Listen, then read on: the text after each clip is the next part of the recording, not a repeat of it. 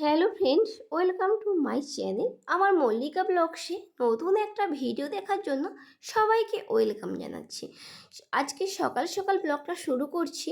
আমি এখন দেখো রান্নাঘরের কাছে চলে এসেছি, কারণ স্কুল তো খুলে গিয়েছে, আমাদের স্কুলে রান্না হবে। তাই জন্য আমার শাশুড়ি মা এখানে অনেক রকমের মাছ কাটছে। আর দেখো কত রকমের মাছ, দেখো কাটা হয়ে ফ্রেশ হয়ে ধুয়ে নিয়ে চলে এসেছি আমি। ঠিক আছে, আমি এবার রান্না করব। এইগুলো দেখো, এগুলো হচ্ছে চুনা মাছ, চাঁদা মাছ, আর এইগুলোও চাঁদা মাছ। আর এই দিকের কৌটোতে আছে মুরলো মাছ। ঠিক আছে, আমি রান্না করে আবার আসছি। বন্ধুরা, আমার রান্না কমপ্লিট হয়ে গেছে। এগুলো হচ্ছে চুনা মাছের ঝাল বান্না, ধনেপাতা, সর্ষে, লঙ্কা, পেঁয়াজ দিয়ে। আর এইটা হচ্ছে কুমড়োর ঘ্যাঁট, মটরশুঁটি দিয়ে আর আলু দিয়ে কুমড়োর ঘ্যাঁট। আর এটা হচ্ছে চুনো মাছের ওলকপি দিয়ে তেঁতুল দিয়ে টক। ঠিক আছে, এই টকটা আমাকে একজন রেসিপি বানাতে বলেছিল, কিন্তু টাইম হয় না, তো বানানো হয় না। একদিন বানাবো। আর এটা হচ্ছে আমাদের গাছের বিম রান্না। আর এটা হচ্ছে বাড়ির কুমড়ো ডাঁটা। ঠিক আছে, আমার পুরো রান্না কমপ্লিট হয়ে গেছে বন্ধুরা। আমার হাজব্যান্ড খেয়ে স্কুলেও চলে গেছে। আমি এবার খাওয়া দাওয়া করে আবার পরে আসছি। ঠিক আছে, এখন আমি খাওয়া দাওয়া করে নিই, সবাইকে খেতে দিয়ে দিই। কারণ আমাদের একটু সকাল সকাল বলতে 11টার সময় প্রায় সবার খাওয়া কমপ্লিট হয়ে যায়। আমার শ্বশুরমশাই যা করে একটু দেরি করে খায়, নাহলে আমরা 11টার মধ্যে খাওয়া কমপ্লিট হয়ে যায়। রান্না যখন হয়ে যায় কেন আর খাবো না বলো, ঠান্ডা হয়ে যাবে। ঠিক আছে, খাওয়া দাওয়ার পরে আবার আসছি, পরে, এখন নয়। বন্ধুরা, খাওয়া দাওয়ার পরে আমি একটু সর্ষে বাগানে চলে এলাম। কারণটা কি বলো তো, আমি যে আগে সর্ষে বাগানটা ভিডিওতে দেখিয়েছিলাম, তখন না বর্ষার জন্য সর্ষে বাগানটা যেন কেমন কেমন লাগছিল। আজকে যখন রোদ্রুতে আবার দেখতে এলাম, ধনেপাতার জন্য এসেছিলাম, তাই ভাবলাম বন্ধুদের সাথে আবার একটু ধনেপাতা বলো, সর্ষে বাগান বলো, একটু শেয়ার করে দিই। কারণ তখন ফুলগুলো কম ফুটেছিল, এখন দেখো ফুলগুলো দেখো প্রচণ্ড পরিমাণে ফুল ফুটে গেছে। আর এত সুন্দর রোদ পড়েছে, এত সুন্দর লেগেছে না। তখন আমি বিকেলে করেছিলাম, আর তখন এত ফুল ছিল না, তাই জন্য তেমন একটা ভালো লাগছিল না। আজকে খুব সুন্দর লাগছে, তাই জন্য ক্যামেরা বন্দি করে রাখলাম, পুরনো স্মৃতি হিসাবে রয়েই যাবে। ঠিক আছে, চলুন তাহলে বাগানটা দেখতে থাকো। আর অনেক গাছে সর্ষে হয়ে গেছে, আমি সেটাও দেখাচ্ছি, দাঁড়াও। একটু প্রথমে বাগানটা পুরোটা ঘুরে দেখিয়ে দিই, তারপরে এক সাইডে যে সর্ষে হয়ে গেছে সেটা আমি দেখাচ্ছি, কিভাবে সর্ষের দানাগুলো হয়ে গেছে। ঠিক আছে, আমার তো এত সুন্দর লাগছে, মনে হচ্ছে সর্ষে বাগানের ভেতরে একটু নাচ গান করি, কিন্তু আমি নাচও জানি না, গানও জানি না, তাই কিভাবে করব, আর তাই আর করলাম না। ঠিক আছে, তাই এমনি জাস্ট একটু ভিডিও বানিয়ে নিলাম। আর আমাদের এই যে বিম গাছগুলো দেখতে পাচ্ছ, বিম গাছগুলোতে প্রত্যেক দিন অনেক করে বিম বেরা। কিন্তু অনেক দিন ধরে বিমে একটা রেসিপি দেবো ভাবছি, মানে টাইম হয়ে উঠছে না, বাড়িতে এত কাজ সামলিয়ে, তারপর ছোট ছেলেকে সামলিয়ে না এত মানে হচ্ছে না ভিডিও বানানো, তাই দিতে পারছি না। আর সর্ষে বাগানটা আমার তো এত সুন্দর লেগেছে, তোমরা না দেখলে কিন্তু মিস করবে, কেউ কিন্তু স্কিপ করবে না। আর আমাদের বাগানের ওই যে ওলকপি দিয়ে চুনো মাছের তেঁতুল দিয়ে টক হয়েছে। আমার একটা ভিউয়ার্স বলেছিল যে তুমি একদিন তার বাড়ি আবার দার্জিলিংয়ে, তারা নাকি কোনো দিন টক খায় না। বলছে তুমি একটু রেসিপিটা দাও না, বাড়িতে বানিয়ে খাবো, তাও আমার টাইম হয়ে ওঠে না। একদিন চেষ্টা করব দেওয়ার জন্য, যেহেতু রিকোয়েস্টের ভিডিও তো, দেওয়ার জন্য একদিন চেষ্টা করব। এখন যেহেতু স্কুল খুলে দিয়েছে, আমি সকাল 8:30টার সময় উনুন ধরাই, আমাকে 9:30টার মধ্যে আমার হাজব্যান্ডকে ভাত দিয়ে দিতে হয়, তাই কোনো রেসিপি বানানোর টাইম হয় না। রবিবার হলে একটু চেষ্টা করব বানানোর জন্য। আর রবিবার মানে তো একটু সকালে ঘুম থেকে উঠতে উঠতে দেরি হয়ে যায়, তাও আবার হয় না। ঠিক আছে, এই রবিবার দিন চেষ্টা করব একটু কিভাবে টক বানানো, একদম সিম্পল, কোনো মানে ঝামেলা ছাড়াই টক বানাতে একদম ঝামেলা লাগে না। ঠিক আছে, চলো পুরো সর্ষে বাগানটা ঘুরিয়ে দেখিয়ে দেওয়া হয়ে গেছে।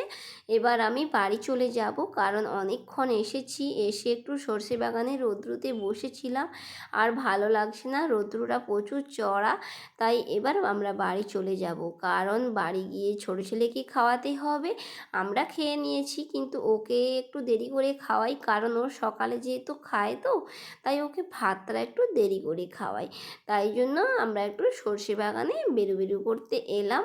আর দেখো খুব সুন্দর আমাদের এই সর্ষে বাগানে প্রত্যেক বছর মানে ছোট যেহেতু বাগানটা, তবুও 30 কিলোর মতো সর্ষে হয়।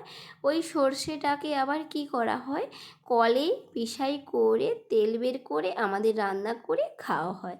ঠিক আছে, এই বছর সর্ষে যখন বেরোবে তখন আমি ভিডিও দেব, আগের বছর দিতে পারি না, কারণ সর্ষে মারার সময় আমি আমার বাবার বাড়িতে ছিলাম।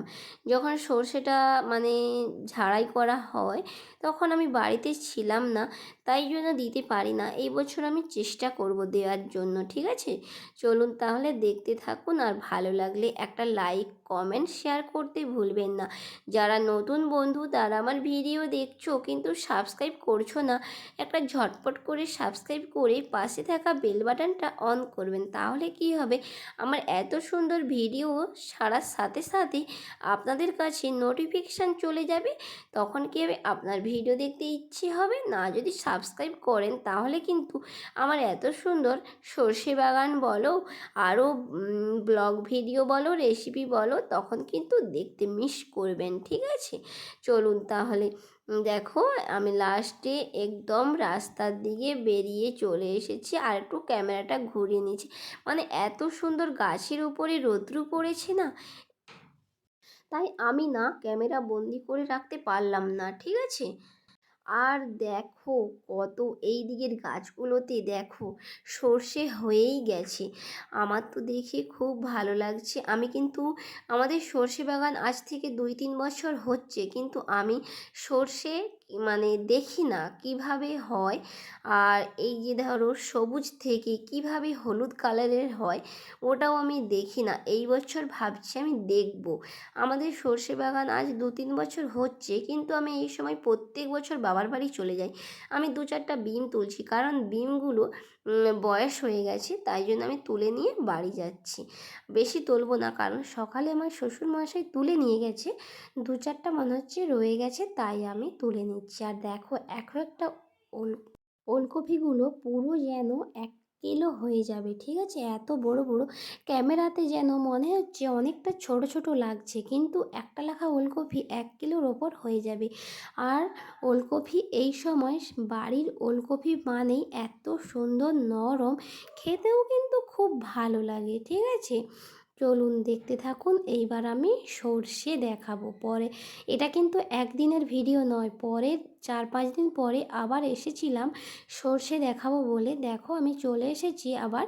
এই প্রথমে লঙ্কা গাছ দিয়ে শুরু করলাম, গোল লঙ্কাগুলো দেখো অনেক পেকে গিয়েছে, আর আমি দুটো তুলে নিয়েছি মুড়ি দিয়ে খাবো বলে, যেহেতু 10টায় ভাত খেয়েছি, আমি দুটো তুলে নিলাম আমি মুড়ি দিয়ে খাবো বলে। ঠিক আছে, চলো তাহলে এবার আমি সর্ষেগুলো দেখাবো কিভাবে হয়েছে। সর্ষেগুলো একদম সবুজ মানে নরম, এগুলো কিভাবে হলুদ হবে জানি না, হয়তো মানে বয়স হয়ে গেলে ওগুলো আমনামনি হলুদ হয়তো হয়ে যাবে।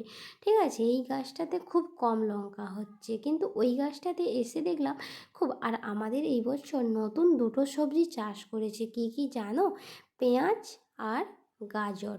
যখন হবে দেখাবো। দেখো সব ফুলগুলো ঝরে গিয়েছে, সর্ষে হয়ে গেছে, দেখো কত সর্ষে হয়েছে। আগের বছর বৃষ্টিতে সর্ষে কম হয়েছিল, ফুল ঝরে গিয়েছিল। এই বছরও বৃষ্টি হয়েছিল, কিন্তু তখন গাছগুলো ছোট ছিল। আর এই যে দেখো কত সর্ষে, দেখো এবছর প্রচুর সর্ষে হবে, আশা করি 50 কিলো তো হবেই। দেখো কত সর্ষে, দেখো আমার তো দেখে খুব খুব ভালো লাগছে। আপনাদেরও দেখে কেমন লাগছে কমেন্ট করতে ভুলবেন না কিন্তু বন্ধুরা। কেমন লাগলো একটা কমেন্ট করে জানাবেন কিন্তু। ঠিক আছে, কত সর্ষে দেখো, আমাদের কত সর্ষে বাগানে সর্ষে হয়েছে, আর ফুলগুলো একদম ফাঁকা হয়ে গেছে। আর এই দিকে আমার দেখো শাশুড়ি মা দেখতে পাচ্ছ না, না ভেতরে আছে। আদা বস্তায় আদা খুলছি, কারণ বড়ি দেওয়া হচ্ছে, এখন বড়ির সিজন, বড়িতে আদা দিতে হবে। এখানে দেখো সর্ষেগুলো, দেখো আমি একটা হাতে ছড়ে দেখাচ্ছি এখন সর্ষেগুলো কেমন। সর্ষে বাগানে সর্ষেগুলো এখন সবুজ সবুজ হয়ে গেছে। আর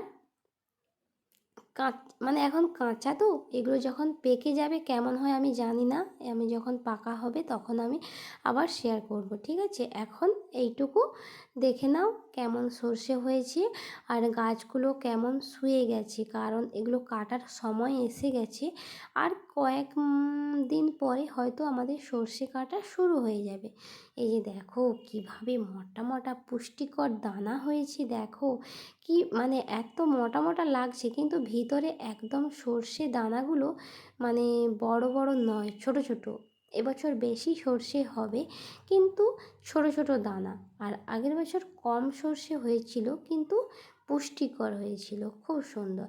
আর খাটুনিও কিন্তু আছে, এই সর্ষেগুলোকে গাছগুলোকে কেটে এখানে রোদে শুকনো করতে হবে, তারপরে এর থেকে সর্ষে বের করে ভালো করে ফ্রেশ করে পরিষ্কার করার পর সর্ষে বেরোবে। দেখো সর্ষেগুলো দেখো এখন নরম আছে, কিন্তু 4-5 দিন পরেই কেটে নেওয়া হবে। তারপরে শুকনা করলে হলুদ কালার আসবে, হলুদ কালারের পরে আমাদের কলে পিষাই করে বাড়িতে খাওয়ার জন্য কিছু রাখা হয়, আর তেল বার করে তেল খাওয়া হয়, ঠিক আছে। আর আমার ছোট ছেলের জন্য আমি এই বাগানের সর্ষে দিয়েই ওর জন্য বালিশ করেছিলাম। আর এখানে টমেটোগুলো আমি সেদিন তুলে নিয়ে যাই না, সেদিন এসে দেখলাম আমাদের এত বাগানে হনুমান না, ওলকপি আর টমেটো বসে বসে অনেক খেয়ে নিয়েছি। সবসময় বাড়িতে বাগানে কি বসে থাকা যায় বলো, তাই জন্য দেখো সর্ষে বাগানে মানে একটা জামা করে লাঠি দিয়ে টাঙানো আছে, ভাববে ওরা হয়তো ভাববে মানুষ দাঁড়িয়েছে, কিন্তু হনুমানরা ওগুলো ভয় পায় না, ওগুলো পাখিরা ভয় পায়। কত আমাদের অনেক টমেটো আর ওলকপি খেয়ে চলে গেছে। ঠিক আছে চলুন, অনেকটা বকবক করে ফেললাম, আর বেশি বকবক করব না। আজকের মতো ভিডিওটা এখানেই এন্ড করব। দুটো আমি টমেটো তুলে নিয়ে যাচ্ছি, রাতে আমি ভাতে দিয়ে খাবো। আমার কাঁচা টমেটো খুব প্রিয় জিনিস, ঠিক আছে, আমার এতটাই প্রিয় জিনিস। আমাদের বাজার থেকে সেদিন কিনে নিয়ে এসেছিল, কিন্তু আমাদের গাছে যখন হয়ে গেছে আমি 2-4টা তুলেই নিলাম। ঠিক আছে চলুন, আজকের মতো এখানে বিদায় নিলাম। সবাই ভালো থাকবেন, সুস্থ থাকবেন। যারা নতুন বন্ধু তারা ভিডিও দেখছো কিন্তু সাবস্ক্রাইব করছো না, সাবস্ক্রাইব করে আমার পাশে থাকবেন আর সাপোর্ট করবেন। আর এতটুকু যদি কোথাও ভালো লেগে থাকে একটা কমেন্ট করে জানাতে ভুলবেন না। ঠিক আছে, সবাই কিন্তু ভালো থাকবেন। প্রচণ্ড ঠান্ডা পড়েছে 1 জানুয়ারি থেকে। হ্যাপি নিউ ইয়ার সকল বন্ধুদেরকে, সকল ভাই বোন, বড়দের আমার প্রণাম, ছোটদের অনেক অনেক ভালোবাসা। সবাই ভালো থেকো, সুস্থ থেকো, টাটা, বাই। আর পরের ব্লগের জন্য অপেক্ষা থেকো। এর পরের ব্লগটা কিন্তু খুব ভালো আসতে চলেছে, ঠিক আছে। বাড়ি চলে যাচ্ছি, টাটা, বাই।